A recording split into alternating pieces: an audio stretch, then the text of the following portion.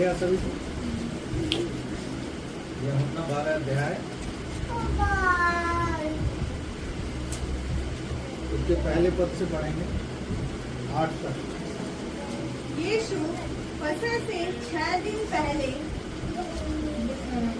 Bethlehem में आया, जहाँ लाजर था, जिसे यीशु ने मरे हुए में से जिलाया था। वहाँ उन्होंने उसके लिए भोजन तैयार किया और मार्था सेवा कर रही थी, और लाजर उसमें से एक था जो उसके साथ भोजन करने के लिए बैठे थे। तब मरियम ने जटामासी का आधा सेर बहुमूल्य इत्र लेकर यीशु के पाँव पर डाला और अपने बालों से उसके पाँव पोंछे, और इत्र की सुगंध से घर सुगंधित हो गया।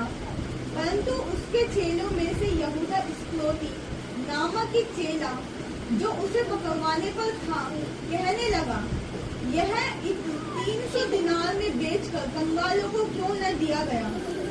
उसने यह बात इसीलिए नहीं की कि उसे कंगालों की चिंता थी, परंतु इसलिए कि वह चोर था और उसके पास उनकी थैली रहती थी, और उसमें से जो कुछ डाला जाता था वह निकाल लेता था।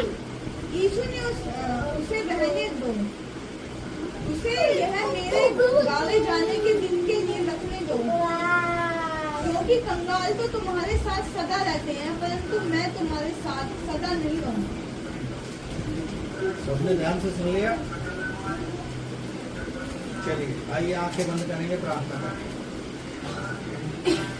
धन्यवाद प्यारे पिता, एक बार फिर से आपके पुत्र हमारे उद्धारकर्ता प्रभु यीशु के सामर्थी नाम का धन्यवाद करते हैं पिता। आज के इस वचन को सीखने जा रहे हैं प्रभु, आपका पवित्र आत्मा हमें छुए, आपका पवित्र आत्मा हमारी सहायता करे, वो बुद्धि, वो समझ, वो ज्ञान दे प्रभु, वो प्रकाशन दे कि इसकी हम गूढ़ बातें को, रहस्य को समझ सकें, कि आप का अनुग्रह हम पर हो। तेरे वचन को हम सुनने वाले नहीं, बल्कि इस पर मनन करें, इसको अपने जीवन में फॉलो करें, क्योंकि आप ही हैं जो हमें सहायता कर सकते हैं। आप ही हैं जो अपनी पवित्र आत्मा के द्वारा हमारा संचालन करेंगे, क्योंकि आपने कहा मैं तुम्हें एक सहायक दूंगा। उस सहायक की हमें आवश्यकता है प्रभु, आप सहायता करें। आपका पवित्र आत्मा हरेक को हृदय को छुए, हरेक के होठों को छुए, हरेक को बुद्धि, समझ, ज्ञान मिले, ताकि इस वचन को सीखें और समझें और आपकी महिमा करें। इन गवाहियों के लिए धन्यवाद देना चाहते हैं कि प्यारे प्रभु, आपने इन भाई बहनों की गवाही के द्वारा स्पष्ट किया कि आप हर पल हर क्षण साथ रहते हैं, आप हमारी सहायता करते हैं, आपका अनुग्रह हमारे लिए काफी है प्रभु। अब तक आपने इस आराधना को चलाया है, बाकी के समय को आपके हाथों में सौंपते हैं। एक मन एक चित्त होकर ऊंचे स्वर से गाकर हम आपकी महिमा करने पाए, धन्यवाद करते हैं प्यारे प्रभु। जगह जगह आराधनाएं हो रही हैं, हम सभी को तेरे हाथों में सौंपते हैं। आज के इस वचन को सीखने के लिए आपका पवित्र आत्मा हमारी सहायता करे, हम पर अनुग्रह करे, बुद्धि और समझ मिले, और इस वचन को सुनकर तेरी महिमा करें। सब कुछ तेरे हाथों में सौंपते हैं। प्रार्थना को सुना है, धन्यवाद करते हैं, यीशु प्रभु के नाम से मांगते हैं, आमीन। Hallelujah, hallelujah. इसमें सबने ध्यान से सुना है, तो एक सवाल छुपा है। क्या सवाल है वो? कोई बताएगा?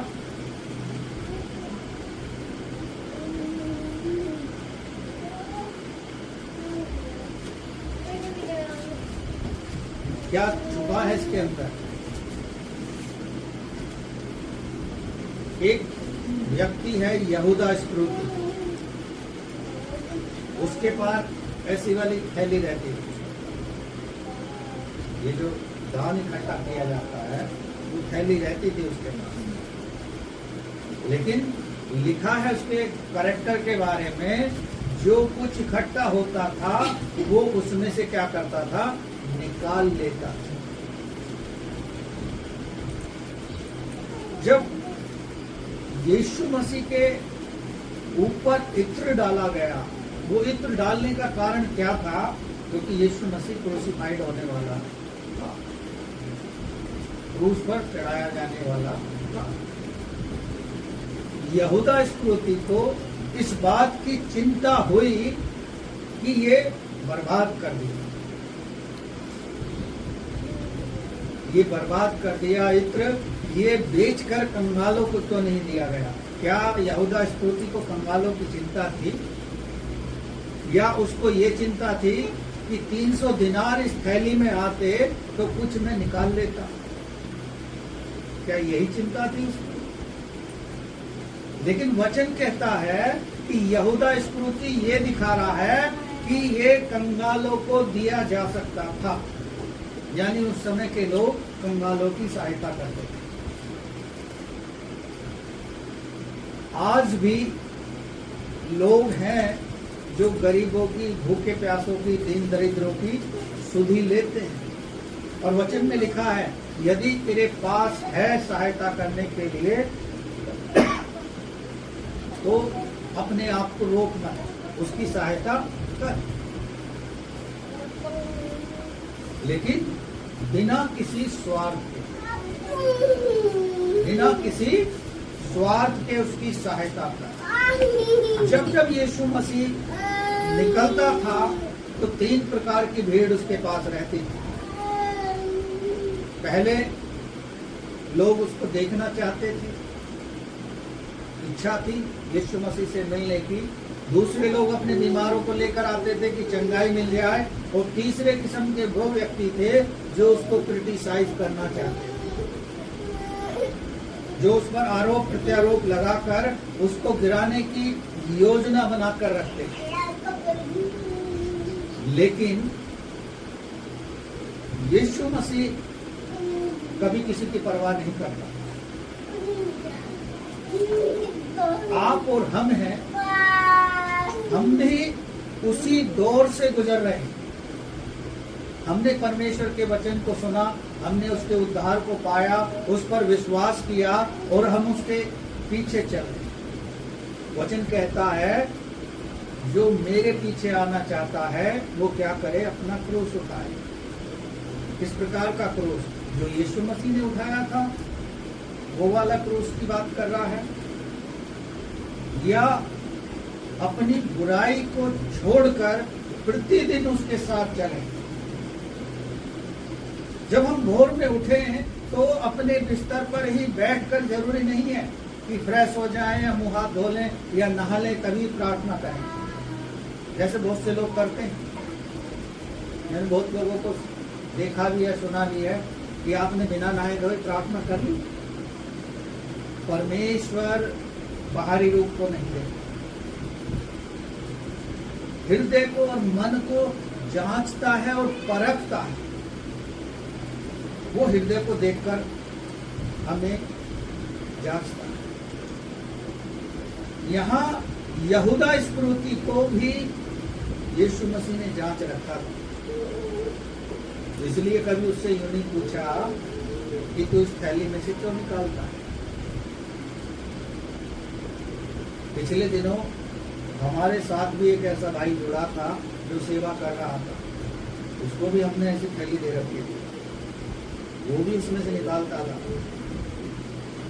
कभी हमने उससे हिसाब नहीं लिया, कितना आता है, कितना जाता है, क्या होता है। उस समय हम गांवों में जाकर प्रार्थना करते थे। लेकिन परमेश्वर का वचन हमें बताता है, जो 3 प्रकार की भीड़ यीशु मसीह के साथ चल रही थी, आज भी उसी प्रकार की भीड़ लोगों के साथ, परमेश्वर के सेवकों के साथ रहती है। कुछ लोग परमेश्वर के वचन को सुनकर अपने जीवन में उसे लागू करते हैं, और कुछ लोग इसलिए उस वचन में चलना नहीं चाहते कि हमें सब कुछ त्याग कर परमेश्वर से और अपने लोगों से दूर होना पड़े। वचन कहता है, जिसने मेरे लिए अपने घर द्वार को छोड़ दिया है, उसका कई गुना उसने लौटाया है। जब अब्राहम को परमेश्वर ने बुलाया तो वो सब कुछ छोड़कर चला गया, अपने माता पिता को, अपने परिवार को, अपने घर के लोगों को छोड़कर गया। क्या परमेश्वर ने उसे बेकार? लिखा है कि ऐसा देश मैं तुझे दूंगा जिसमें दूध और मधु की धाराएं बहती हैं। कनान देश को अब्राहम ने पाया। आज भी जो लोग परमेश्वर के लिए अपना सेक्रीफाइस करते हैं, अपना बलिदान करते हैं, परमेश्वर उन्हें छूछे हाथ नहीं छोड़ता, खाली हाथ नहीं रहने देता। उससे कई गुना बढ़कर परमेश्वर उनको आशीष देना चाहता है। क्या हम उन आशीषों को पाने के लिए आते हैं? परमेश्वर चाहता है कि अपना क्रूस उठाएं, उसके साथ चलें, उसकी आज्ञाओं का पालन करें। यहाँ यीशु मसीह के क्रूसिफाइड से पहले जब भोजन में वो बैठ रहा है तो वहां आती है वो स्त्री और उसके ऊपर इत्र को उंडेल लेती है। भजन संहिता आप पढ़ोगे कि जब हारून जो था उसके सर पर ऑयल डाला गया तो उसकी दाढ़ी से लेकर पूरे शरीर पर बह गया। उत्तम तेल था वो अभिषेक। जब सैमुअल ने साउल का अभिषेक किया वो भी तेल था। हमें परमेश्वर बताना चाहता है कि जो कार्य परमेश्वर हमें और आपको देना चाहता है उसे हम समझ नहीं पा रहे, क्योंकि हम वचन को पढ़ते नहीं है, प्रार्थना करते नहीं है, और संगति में जब आते हैं तो हमारा आधा अधूरा मन रहता है। बैठे हम यहाँ होते हैं, सोच कहीं और के रहे होते हैं। परमेश्वर ने बुलाया है आपको नाम लेकर। परमेश्वर आपको आशीषें देना चाहता है, परमेश्वर आपको आगे लेकर जाना चाहता है। देखेंगे, चलेंगे और पढ़ेंगे शुरू से। यीशु के पांवों पर इत्र डाला जाना। कोमल पढ़ो। यीशु फसह के 6 दिन पहले बैतलहम में आया। हाँ, 6 दिन पहले, फसह के पर्व से 6 दिन पहले कहाँ आ गया? बैतलहम में आ गया। हाँ, जहाँ लाजर था जिसे यीशु ने मरे हुए में से जिलाया था। हाँ, वो लाजर जिसको लोगों ने देखा, उसकी गवाही को देखा, और 4 दिन के बाद कब्र में रखा हुआ भी लाजर को यीशु मसीह ने जिलाया। उस लाजर के गांव के पास आ गया। हाँ, वहाँ उन्होंने उसके लिए भोजन तैयार किया। हाँ, और मार्था सेवा कर रही थी, और लाजर उनमें से एक था जो उसके साथ भोजन करने के लिए बैठा था। हाँ, लाजर उनमें से एक था जो उसके चेले थे यीशु मसीह के, मार्था के घर में भोजन कर रहे थे, और उनके लिए वहां तैयारी की गई थी बाकायदा। परमेश्वर हमारे और आपके लिए भी तैयारी करके रखता है। जिस मार्ग में हमें वो लेके चलना चाहता है उस मार्ग में हमारे साथ वो बना रहता है, आपको अकेला नहीं छोड़ता। क्योंकि वचन कहता है मार्ग में लेके चलने वाला कौन है? परमेश्वर। यशा नबी की पुस्तक पढ़ोगे, लिखा है जिस मार्ग पे तुम चलोगे उस मार्ग में पीछे से आवाज आएगी। क्या आवाज आएगी? मार्ग यही है, इस पर चलो। कई लोग रास्ता भटक जाते हैं, रास्ता भूल जाते हैं। क्यों? क्योंकि उन्हें परमेश्वर को याद करके नहीं गए। नीति वचन में लिखा है 3 अध्याय में, तुम उसी को स्मरण करके सारे काम करना। यानी परमेश्वर के हाथ में जब हम अपनी यात्रा को, अपने काम को सौंपेंगे, अपने जहां भी जा रहे हैं उस चीज को सौंपेंगे, तो फिर परमेश्वर की जिम्मेदारी है कि आपको सफलता के साथ उस मार्ग पे लेकर जाएगा। यहाँ फसह के पर्व से पहले वो मार्था के घर जाता है, वहाँ भोजन तैयार है और वो भोजन करने के लिए बैठते हैं। आगे देखेंगे। तो मरियम ने जटामासी का आधा सेर बहुमूल्य इत्र लेकर यीशु के पांवों पर डाला। हाँ, और अपने बालों से उसके पांव पोंछे, और इत्र की सुगंध से घर सुगंधित हो गया। हाँ, इत्र की सुगंध से पूरा घर सुगंधित हो गया। वो यीशु मसीह जो क्रूस पर चढ़ाए जाने वाला है, उसको ऊपर इत्र डाला गया, और वो इत्र जो डाल दिया तो किसको दुख हुआ? यहूदा इस्करियोती को। वही यहूदा इस्करियोती जिसने यीशु मसीह को पकड़वाया, उसने उसके लिए दाम भी लिया था, क्योंकि उसके मन में शैतान समा चुका था। परमेश्वर का वचन बताता है, एक दृष्टांत में है, जब यीशु मसीह अपने चेलों के साथ वहां भी भोजन कर रहा था और कहता है, तुम में से कोई एक ही मुझे पकड़वाएगा। चेले देखते हैं दूसरे की शकल को, सोचते हैं किसको कह रहा है। पतरस भी उसमें बोलता है, क्या प्रभु कौन है, मुझे बता दे।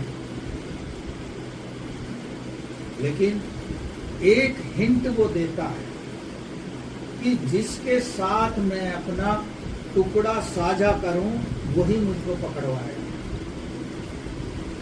और यहूदा इस्करियोती के पास जाता है और उसे बोलता है, जब उसके साथ टुकड़ा तोड़ता है, कि जो तुझे करना है तो जल्दी से कर। यानी परमेश्वर ही सब कुछ करना। कई लोग सवाल पूछते हैं ना कि यीशु मसीह यदि परमेश्वर का पुत्र था तो वो क्रूस पर क्यों चढ़ा दिया गया, उसने अपने आप की सुरक्षा क्यों नहीं की। यदि सुरक्षा करता, वो आज्ञा देता तो स्वर्गदूतों की सेना वहां पर आ जाती और वो बच जाता। लेकिन क्या संसार के लोग उद्धार पा जाते, जो उसके लहू बहने से, कोड़े खाने से हमें और आपको बीमारियों से चंगाई मिलती है, छुटकारा मिलता है, हमें उद्धार होता है, क्या वो संसार के लोगों का उद्धार हो जाता? कभी नहीं होता। लोग अन्य धर्म शास्त्रों को पढ़ते हैं। धर्म शास्त्र में कहीं नहीं लिखा कि मनुष्य एक बार मर जाएगा तो उसके बाद उसका जगह जगह जन्म होता रहेगा। लिखा है, बाइबल ऐसा बताती है, मनुष्य का एक बार मरना और उसका जन्म एक बार हुआ है, एक बार मरेगा, उसके बाद उसकी आत्मा का न्याय होगा, जो उसने शरीर में रह के कार्य किए हैं, जिसको लोग कहते हैं स्वर्ग और नरक, मोक्ष कहते हैं। मोक्ष कहाँ मिलेगा? कोई केदारनाथ जाके ढूंढता है, कोई बद्रीनाथ जाके ढूंढता है, कोई कहीं जाके ढूंढता है, लेकिन मोक्ष मिलेगा कैसे? यीशु मसीह के पास आ गए। वचन कहता है, हे सब परिश्रम करने वाले बोझ से दबे लोगों, मेरे पास आओ, मैं तुम्हें विश्राम दूंगा। अनंत जीवन पाने के लिए हमें यीशु मसीह के पास आना होगा। उद्धार हमारा उसी से होगा, क्योंकि उसने अपने आप का बहुमूल्य लहू देकर आपको और हमको खरीदा है, हमें इस लायक बनाया है। हम फोटो को खोलकर उसका धन्यवाद करते हैं, उसको गीत गाकर उसकी महिमा करते हैं।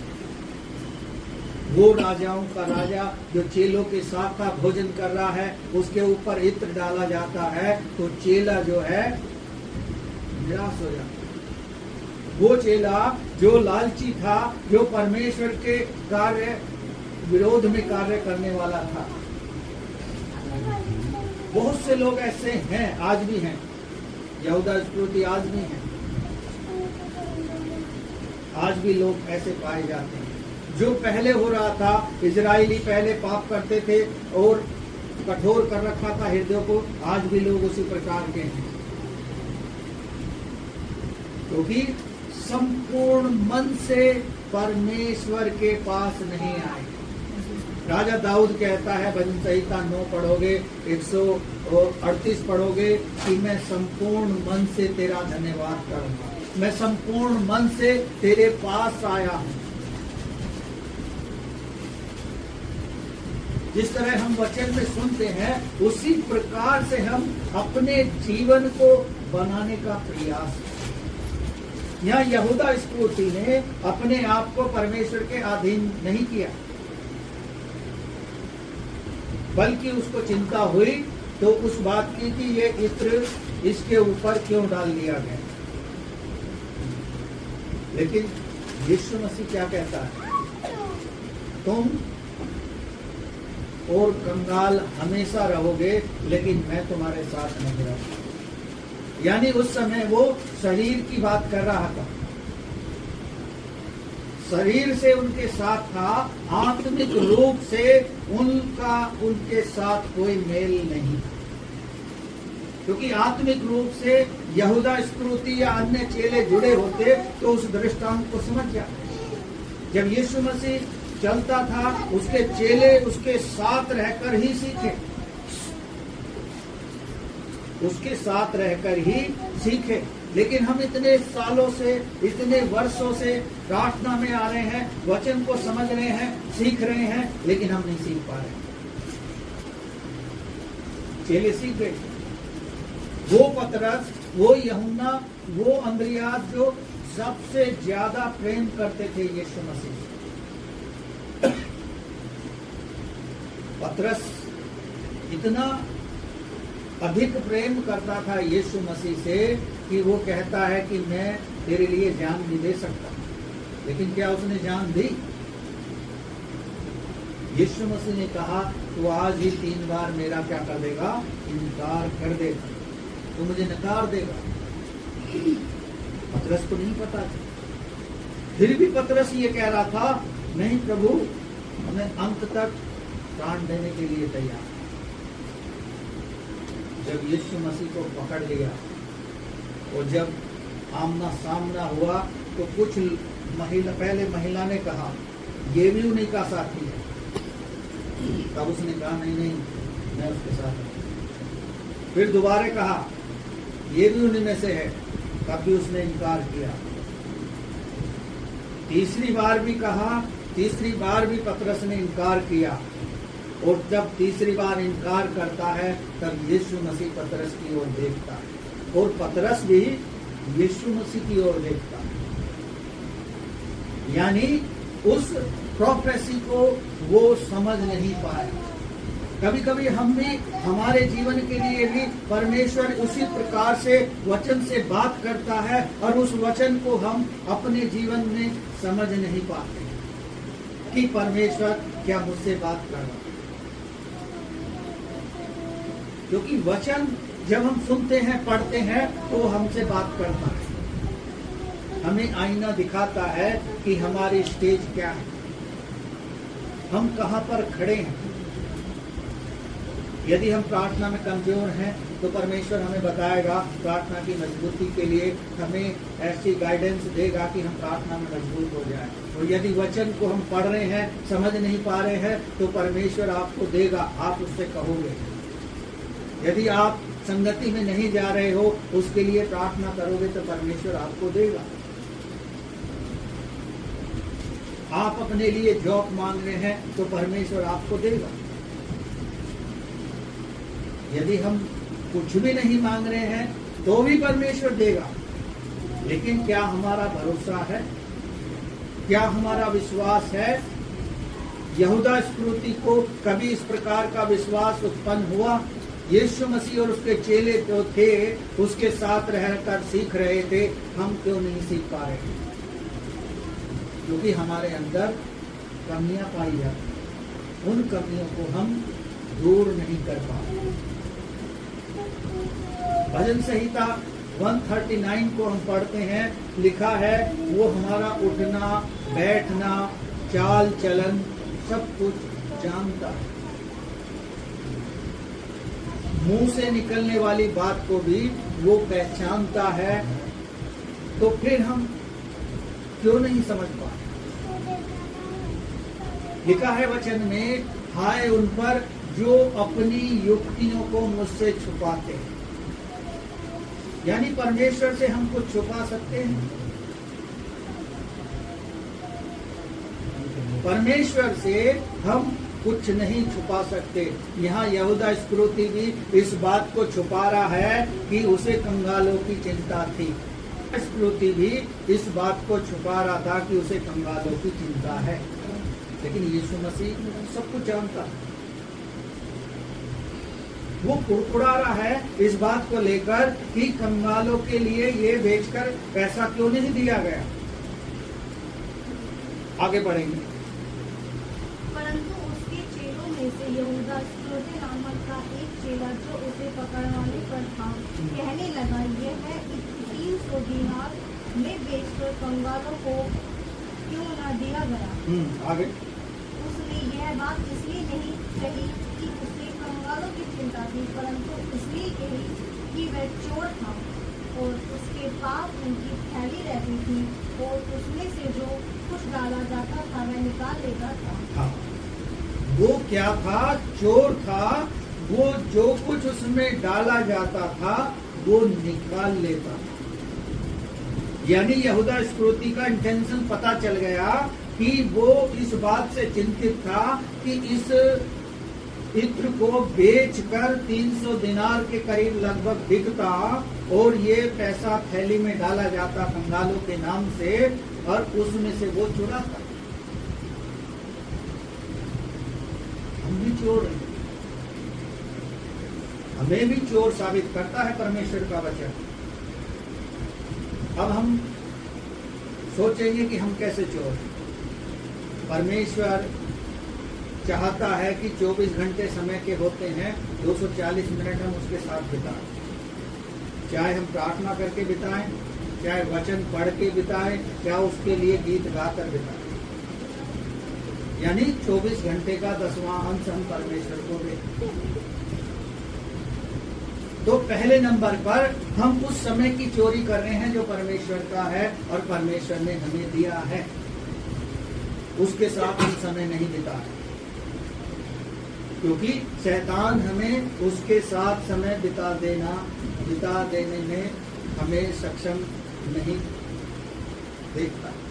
वो हमें कमजोर कर देता।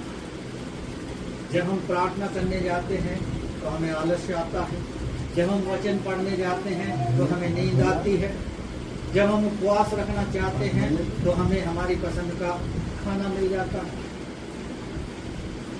तो शैतान तो अपने चालाकी से हमें फंसा रहा है, लेकिन हम अपनी चालाकी से इस प्रकार शैतान को हरा रहे हैं। हम समय की चोरी कर रहे हैं और उसके बाद आता है जो धन हमें दे रहा है परमेश्वर, हम उसकी चोरी कर रहे हैं। मलाकी की पुस्तक आप पढ़ोगे तो उसमें सारा कुछ लिखा है। कुरिन्थियों को पढ़ोगे तो उसमें भी लिखा है, लूका को पढ़ोगे उसमें भी लिखा है कि हर्ष से देने वाले से परमेश्वर प्रेम रखता है। जिस बहन ने इत्र डाला उसने हर्ष से डाला, उसने कोई दुखी मन से नहीं डाला, वो परमेश्वर की ओर से प्रयोजन था। यहूदा इस्करियोती फेमस था, वो चोर था, वो इसलिए वो परेशान था। बाकी चेले परेशान नहीं थे, बाकी और किसी को परेशानी नहीं हुई, क्योंकि उन लोगों का ध्यान उस ओर नहीं। बाकी जो चेले थे वो परमेश्वर के साथ रहकर सीखते थे और उसको करने का प्रयास करते थे। जब यीशु मसीह क्रूसिफाइड हो गया तब चेलों का काम शुरू हुआ।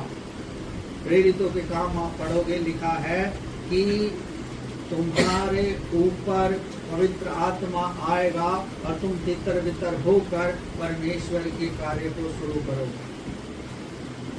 और जब यीशु मसीह को क्रूसिफाइड कर दिया और वो स्वर्ग उठा लिया गया, तब चेलों ने अपना मार्ग लिया, तब उनका कार्य शुरू हुआ।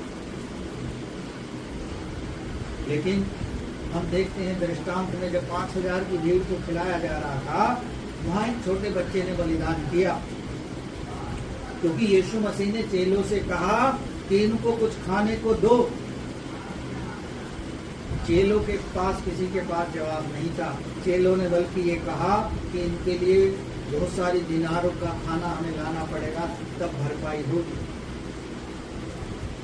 लेकिन यीशु मसीह चेलों से कहता है तुम लोग ही इसको दो, इनको खाना तुम लोग ही खिलाओ। तब एक छोटा बच्चा कहता है कि हाँ मेरे पास है। उस बच्चे का बलिदान देखो। शायद वो अपने घर से ये सोचकर खाना लाया होगा कि मैं प्रार्थना में जा रहा हूँ, ना जाने कितने दिन लगेंगे तो मैं उसे खाऊंगा। लेकिन उस बच्चे ने सैक्रिफाइस कर दिया और यीशु मसीह को दे दिया। और यीशु मसीह ने उसको मल्टीप्लाई किया और लोगों को दे दिया, और चेलों ने भी बाद में 12 टोकरियां भरकर उठाया। यीशु मसीह एक बात हमेशा कहता है, कुछ भी व्यर्थ ना जाए, बटोर लो। हम लोग खाना बहुत बर्बाद करते हैं, ढेर सारे चावल बनाए, नहीं खाए जा रहे तो डाल दो। क्या वो अच्छा है? अच्छा है कि हम उतना बनाएं जितना खा सकते। उस बच्चे ने बलिदान करके दिखाया, क्या हम उस बच्चे के समान सेक्रीफाइस कर रहे हैं? अपने समय का, अपने आप का, जो वचन कहता है मैं संपूर्ण मन से तेरे पास आया। यहूदा इस्करियोती को कंगालों को लेकर चिंता थी, लेकिन असली चिंता वो थी कि वो 300 दिनार का बिकता और वो उसमें से निकालता और वो अपना लाभ लेता। आगे बढ़े।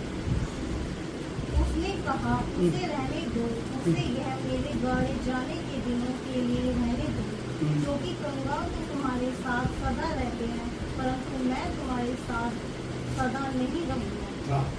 उसने कहा इसको छोड़ दो। जो यहूदा इस्करियोती कर रहा है, कह रहा है, और जो भी तुम लोग इसको कहना चाहते हो, इस बात को छोड़ो। ये तो इसलिए हुआ है कि मेरे गाड़े जाने के लिए ये काम हुआ। यीशु मसीह सबसे प्रेम करता था। वो अपने सताने वालों से प्रेम करता था, जो उसके आज्ञा मानने वाले थे उनसे अधिक प्रेम करता था। यूहन्ना 15 अध्याय और 16 अध्याय पढ़ोगे, उसमें साफ कहकर गया यीशु मसीह, मैं इन लोगों के लिए प्रार्थना करता हूँ जो पिता तूने मुझे दिए हैं, और इनके द्वारा जो लोग आएंगे उनके लिए भी मैं प्रार्थना करता हूँ, और जो उनके द्वारा आएंगे उनके लिए भी मैं प्रार्थना करता हूँ। जब हमारे लिए हमारा महायाजक बैठकर हमारे लिए प्रार्थना कर रहा है, तो हम प्रार्थना क्यों नहीं कर रहे? हम वचन को क्यों नहीं पढ़ रहे? हम लगातार उसके साथ संगति क्यों नहीं कर रहे? तो हम कहाँ हैं? हमें अपने आप को देखना है। इत्र डाला गया, उसकी तैयारी हो रही थी, फसह के पर्व से पहले यीशु मसीह को क्रूसिफाइड करने के लिए तैयारी की जा रही है। यीशु मसीह अपने आप में तैयार था। जब वो गतसमनी के बाद में प्रार्थना कर रहा था, तो उसने क्या कहा? हे पिता, मैं चाहता हूं कि ये हट जाए प्याला, लेकिन फिर भी यदि तेरी इच्छा ही पूरी हो। हमारी इच्छा पूरी ना हो, हम अपने जीवन को अपने तरीके से चलाते हैं, लेकिन प्रभु फिर भी हमें आशीष देते हैं। फिर भी प्रभु हमारी हर इच्छा को पूरी करते हैं, हर प्रार्थना को सुनते हैं। भले ही आपने 1 साल से, 2 महीने से, 3 महीने से प्रार्थना ना की हो, यदि आप रिपेंट करके, पश्चाताप करके जब उसके पास आ जाते हो, तो वो फिर से प्रार्थना करने लगता है, फिर से आपको आशीष देने लगता है, क्योंकि परमेश्वर प्रेम करता है। उसने कहा है, मैं तुम्हें कभी छोड़ूंगा ना कभी त्यागूंगा।